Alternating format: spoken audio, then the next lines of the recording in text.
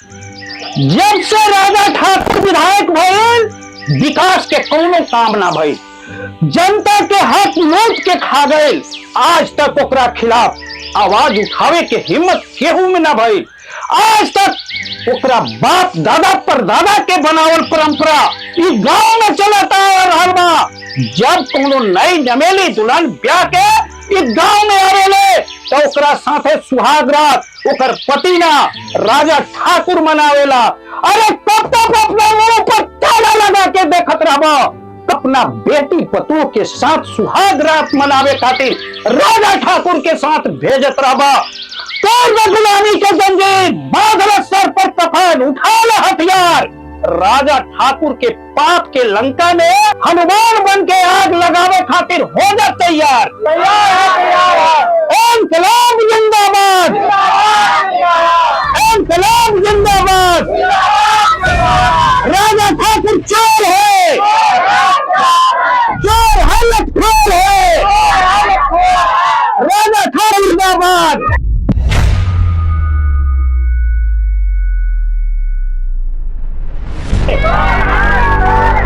राजा ठाकुर चोर है।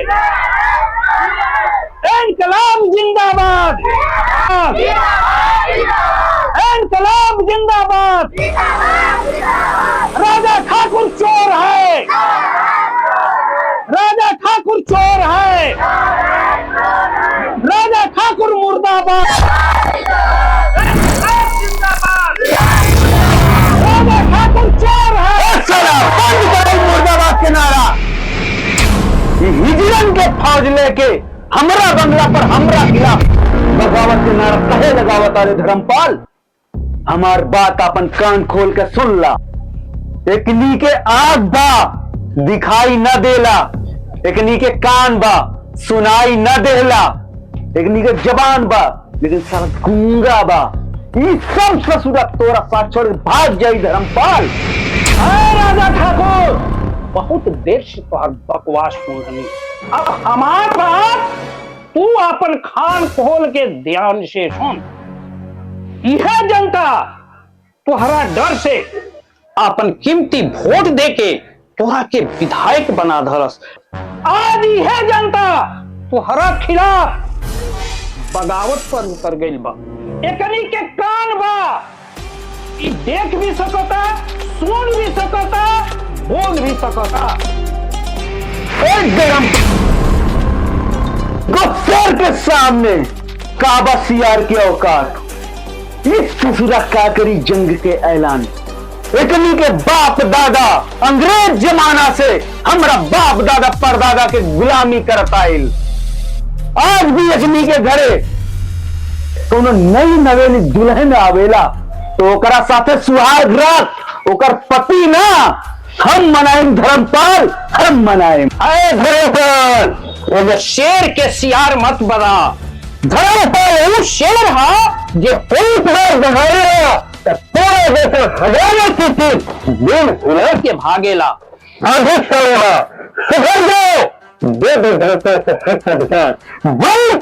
गांव के बेटे पते से अनावल सुहागरात न तो पूरा पाप के लंका के कदम रात। और कैसन इंसाफ बा बाबूजी, जौन जानता धूप में घंटों लाइन में खड़ा होके अपन कीमती वोट देके रउआ के विधायक बना दिलस। आज ओकरे हक देव से इनकार करते नहीं।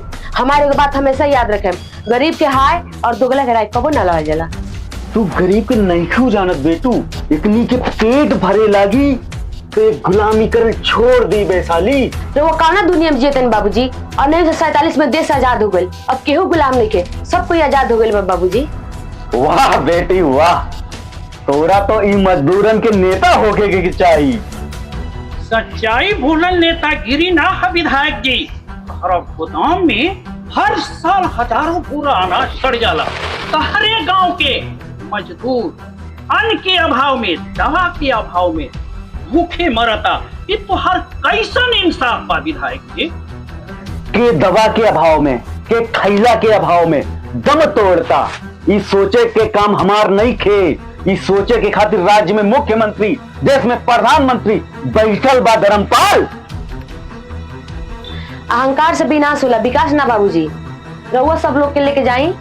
हम रउआ से वादा करता नहीं सब ठीक हो जाए। तो हरा बात पर भरोसा करके हम जाता नहीं वैशाली, समझा दिया अपना ही घमंडी बाप के। आज के बाद जनता डरी ना, तो हरा बाप के जुल्म के खिलाफ लड़ी।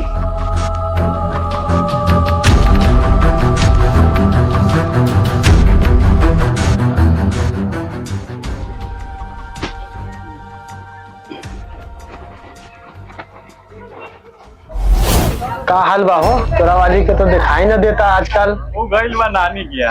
तो वही चलते तो ना दिखाई देवा था आजकल। बड़ा देखे का मन करा था तोहर वाली के, तो तू आवे ना करा था। नहीं क्या आवत ना अभी। अच्छा यार, सिगरेटवा पिए वाली ना तनको मजा ना आवता हो। मजा वाला सिगरेट लेवे के चाहिए ना। अच्छा मजा ना आवता। एक पार्टनर माला हो दिया के। रोक रे रोक। क्या है यार? हमारे रास्ता रोके से पहले पहचान ले, हम विधायक के बेटे हैं, विधायक के। ए छमक छल्लो, तू जाना था हम मंत्री का सार हैं, हो केवल धार भतार हैं। ई तो मंत्री के सार ते के सार है रे? नेपाल के प्रधानमंत्री के कि पाकिस्तान के? आए हम कोनो मंत्री के सार ना है, तहार बाप के दामाद और तहार होके वाला भतार हैं। सारे जब रात के सार एगो शरीफ लड़के के रास्ता रोक के और आवा कुकुल जैसे काहे भूकई डरे। ये देहाती गवार, तहार नाम का हारे? हमार नाम है अर्जुन। देखे वाला गिरा भोला, तोहनी जैसा हरामी दोगला के मार के तोड़ दिया लोला। ए बेसिया के कोख से जन्म ले वाला सुअर के औलाद, हम लड़की के ना यार है ना बता रही। तोहनी दोनों गरा के बाप के दमा रही। चुप चुप जाइबे सन की लात जूता खइबे। तोहरा के देख लेम बाद में।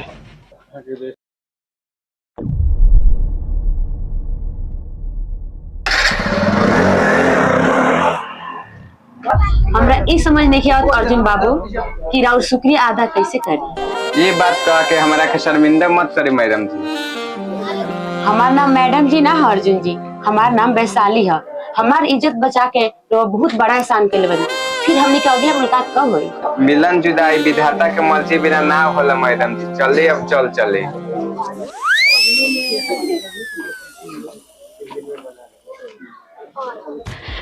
अर्जुन जी, अर्जुन जी, अर्जुन जी।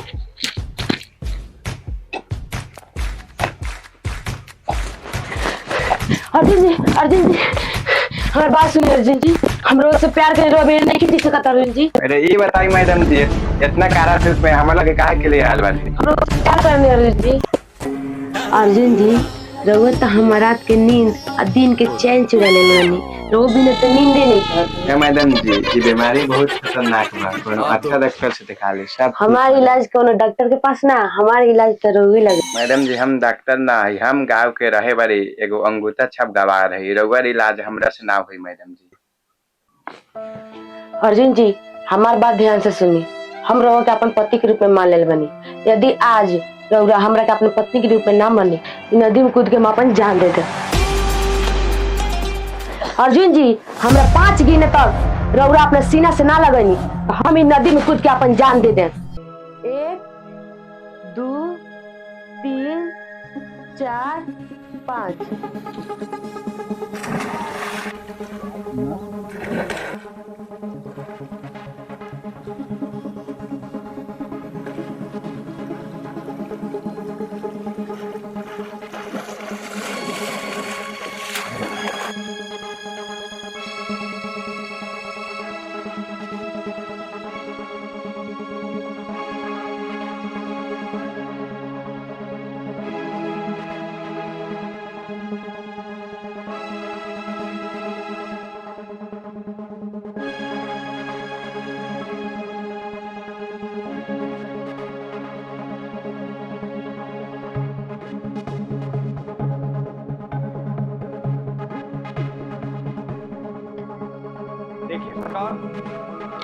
अर्जुनवा तोर हिम्मत कैसे भइले हमरा बेटी के अपनी गोदी पे लेके आवे खातिर? विधायक जी लोग बेटी पकड़ा गई हमरा से प्यार करे खातिर। ये समारी अपन बेटी।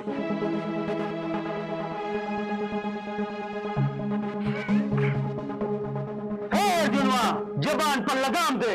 वैशाली विधायक राजा ठाकुर के बेटी हिया। बाबूजी रउआ जेकर छाती पर लात मारनी है वो हमार होखे वाला सुहाग और दामाद है। ए विधायक जी सुन रहे अपन बेटी का जवाब। अब हम ही बने राहुल दामाद।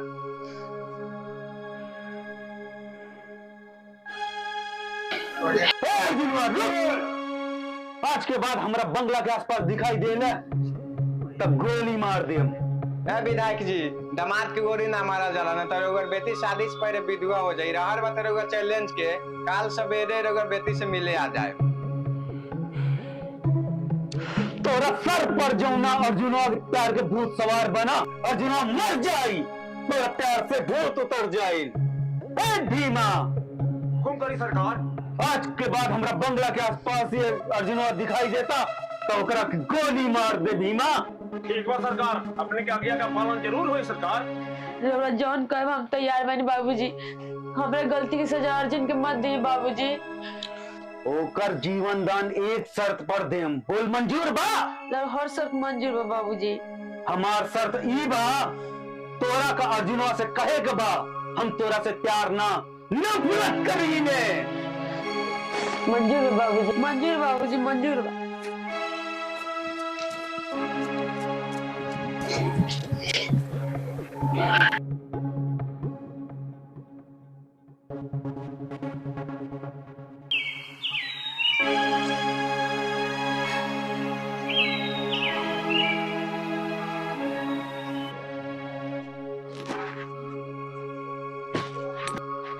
वैशाली कहा बारू हमर जान, आजा हमारा सामने न तो निकल जाई हमार प्राण। आई बदतमीज जाइल गंवार, बंद करते अपनी घटिया जुबान। ई विधायक राजा ठाकुर के कोठी है, कौन बेस्या के कोठा ना। ये तू का कही तरे वैशाली, तू हमरा से प्यार करे लू। अर्जुन ते हमरा मजाक के प्यार समझ ले। तोरा औकात का बा हमरा से प्यार करके? हमरा पास गाड़ी घोड़ा बंगला सोरा सब कुछ बा, तोरा पास का बा? चुप बेवफा, प्यार जैसन पवित्र बंधन के बदनाम करे वाली जहरीली नाक। आज के बाद अपन मनहूस चेहरा हमरा के ना देखिए ना तो ले लेम तो हाल जान।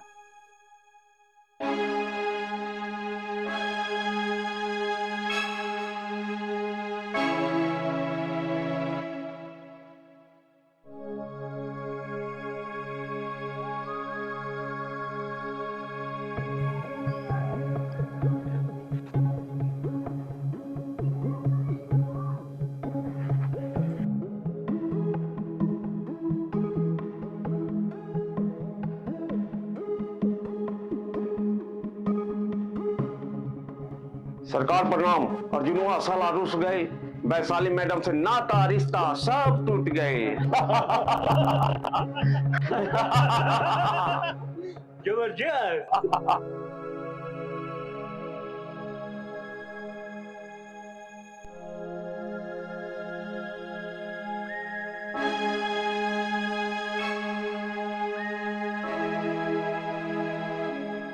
हमारा इलाज तो रोगी लगा। मैडम जी हम अच्छा डॉक्टर से दिखा ले सब। हमारा इलाज कोनो डॉक्टर के पास ना, हमारा इलाज तो रोगी लगा।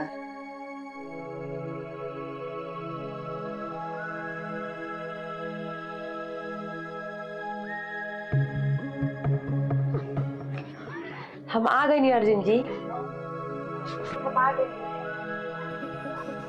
राख समझा रखवा तुम्हारा समझ में ना आयल, अपन मनहूस चेहरा लेके आ गई लो। हमार बात तो सुनी अर्जुन जी पहले। आप सुने के रह गए बे। हम रउआ के धोखा नहीं की दिले अर्जुन जी। हम जौन भी कहनी मजबूरी में कहनी, ना तो भीमा रउआ के गोली मार दी। हम अपने बाबूजी के छोड़ के रउआ लगे आ गए, चाहे अपना ली चाहे ठुकरा दी।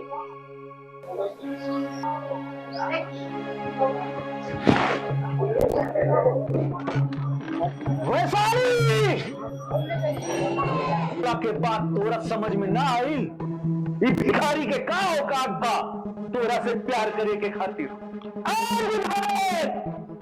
प्यार औकात से ना हिम्मत से होला। हमारा बेटा में हिम्मत बा जो तारा बेटी से प्यार करेला। धर्मपाल वैशाली विधायक राजा ठाकुर के बेटी हिया, ओकरा बियाह कोनो राजा महाराजा के बेटा से होई, तोरे जैसन भिखारी के बेटा से ना। बाबूजी रउआ हमार सिर्फ जन्मदाता है, कर्मदाता ना। रउआ जगह के भिखारी कहत नहीं, हमार बियाह कैसे होई? सुन ला अपना बेटी के जवाब। नीचा जमीन ऊपर आसमान, बीच में धर्मपाल कराता ऐलान। हमरा बेटा तोहरा बेटी के मान में सिंदूर भरी और तू करवा कन्यादान, इहे में विधाता के विधान। ए धर्मपाल ज्यादा बकबकैबे अपन प्रवचन सुनैबे तो खींच ले जबान। ए राजा ठाकुर, धर्मपाल शेर हा, बकबकाला ना, और तोरा जैसन कमीना कुत्ता के सीधे मारेला। तू घबरा मत वैशाली, अब राजी चाहे बेराजी, हमारे बेटा से तोहर बियाह होई। ई तोहरा से धर्मपाल के वादा बा वैशाली। ऐ राजा ठाकुर, वैशाली हमरा बेटा के अमानत हिया, ले जा एकरा के आज से 2 दिन बाद अपना बेटा के लेके आइम बारात, कन्यादान करे खातिर रहिया तैयार। हे साला!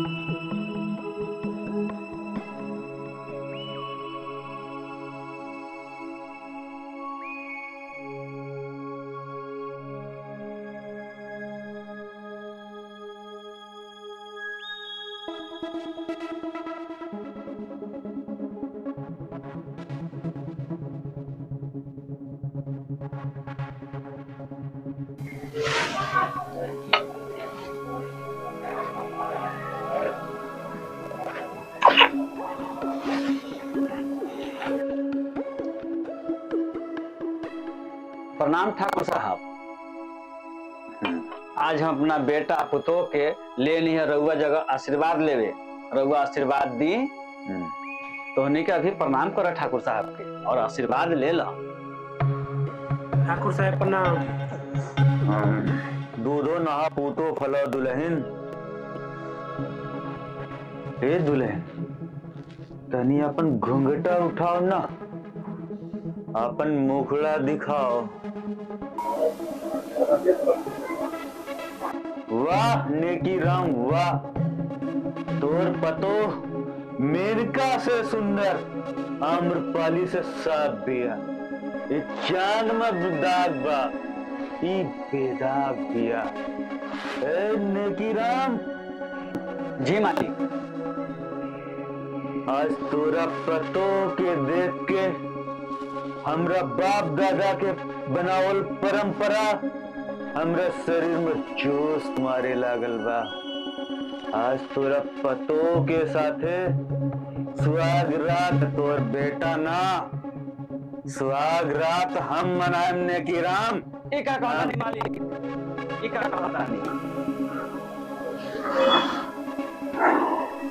हमने गरीब आदमी, रउआ हमने से कहा अपने, हमने के गांव वाला सब रउआ के भगवान माने ले, और रउआ जगह आई ले हमने आशीर्वाद ले, और ये रउआ का कहता नहीं। देखिए मालिक, एक मत करी, हमने गरीब बानी लेकिन प्रतिष्ठा बा, इज्जत बा, हमने के मान सम्मान बा। घोड़ा घास से दोस्ती करी तो कहाँ चरी। आज तोरा पतो के गदराई जवानी देखल के बाद हमरा शरीर में जोश आवे लागल बा। हम तोरा पतो के इंतजार अपन बेडरूम में करत बानी। ना मालिक ना, ये मत बोली मालिक।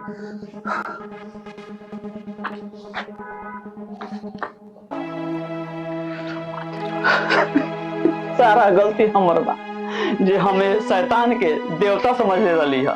आज वो हमरा परिवार के नजर गल ले बाटे, ये चलते आज के बाद गाने के फंसा दिलिए। तू मत रो दुल्हन, रो लोग चुपा जाई, सब ठीक हो जाई। हम रो लोग के बात सब सुन ले बानी। रो लोग निश्चिंत रहे, देखिए आगे क्या होता। चलो दुल्हन। बाबूजी, बाबूजी। बाबूजी कहाँ लेकर वो फंसा देने यार। हर युग में सुहाग के सेज पे दुल्हन इंतजार करेले। आज पहला बार एगो दुल्हा इंतजार करेले सुहाग रात मनावे के।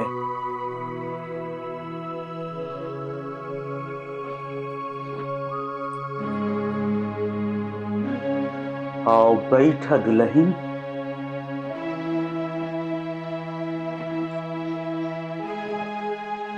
ए दुल्हन, अपना हाथ से अपना घूंघट उठाओ और ये चांद सा मुखड़ा अपना दिखाओ। हर युग में दुल्हन के घूंघट होकर दूल्हा उठाएला, तो आज हम काहे उठाई? रउरा अपना हाथ से उठाई, आज जल्दी से सुहाग रात मनाई। ठीक है कहा तारू।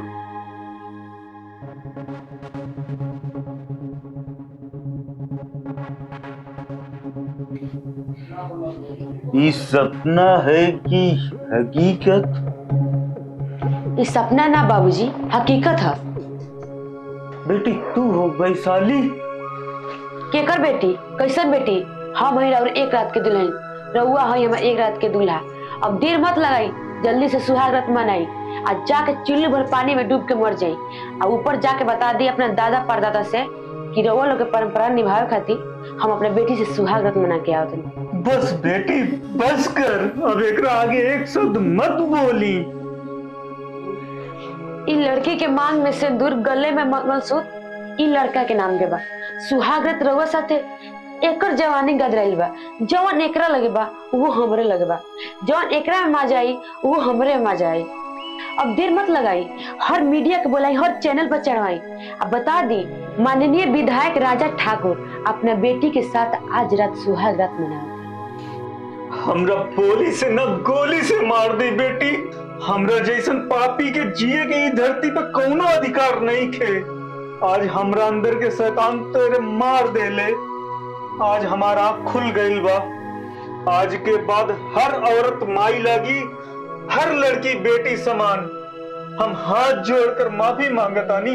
हमरा के कदे माफ बेटी, हमरा के कदे बेटी माफ। माफी इंसान के दहल जला, शैतान के ना बाबूजी। कल सुबेरे गांव समाज के सामने, सरपंच जी के सामने रउआ माफी मांगे।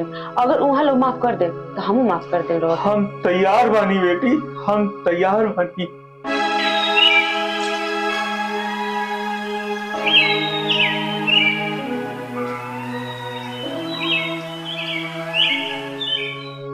गाँव राजा ठाकुर से हो गई बा जंग के ऐलान। आज गरीब के हाथ अर्जुन के प्यार के अंतिम लड़ाई बा। चलो आज राजा ठाकुर के हवेली पर फैसला हो जाए। आज अच्छाई के सामने बुराई हार गई। जनता के अदालत में अपन हार और जनता के जीत स्वीकार करतानी। आज से जनता के हक देवे के ऐलान करतानी। अर्जुन के अपन दामाद के रूप में स्वीकार करतानी। आज राउर सच्चाई के फैसला सुन के हमार छाती 36 इंच से 56 इंच के हो गए। आई विधायक जी छाती से छाती मिलाई, असमधि बन जाई। आज जनता के अदालत में 2000 बीघा जमीन और 50 करोड़ नगद अपना बेटी दामाद के देवे के ऐलान करतानी। राउर ये फैसला हमरा मंजूर नहीं विधायक जी। जब हमरा फैसला से रउरा तकलीफ बा तो अपन फैसला सुनाई धर्मपाल जी। हमार फैसला ई बा, रउरा के छोड़ के ई गांव में हर आदमी गरीब बा। जौन संपत्ति अपना बेटी दामाद के देता ने, उस सारा संपत्ति के ई गांव के हर किसान मजदूर में बराबर बराबर बांट दे। राउर पाप भी धुला जाई और राउर नाम भी हो जाई। धर्मपाल जी के फैसला सुन के हमरा छाती गदरा गई। हम धर्मपाल जी के फैसला के स्वीकार करतानी और आज से ई गांव के किसान मजदूर के अपन संपत्ति बराबर बराबर बांटे के ऐलान करतानी। अपने लोग शांत हो जाएं। ई ताली के अधिकारी हम नहीं खी। ई ताली के अधिकारी जे बा वो महान आदमी का नाम बा धर्मपाल। महान लेवे वाला ना, महान देवे वाला होला। आज विधायक जी जात पात नीच ऊंच अमीरी के भेदभाव मिटा के हो गई सबसे बड़ा महान। अब वैशाली के हाथ अर्जुन के हाथ में देके कभी कन्यादान अब बन जाए सबसे बड़ा महान।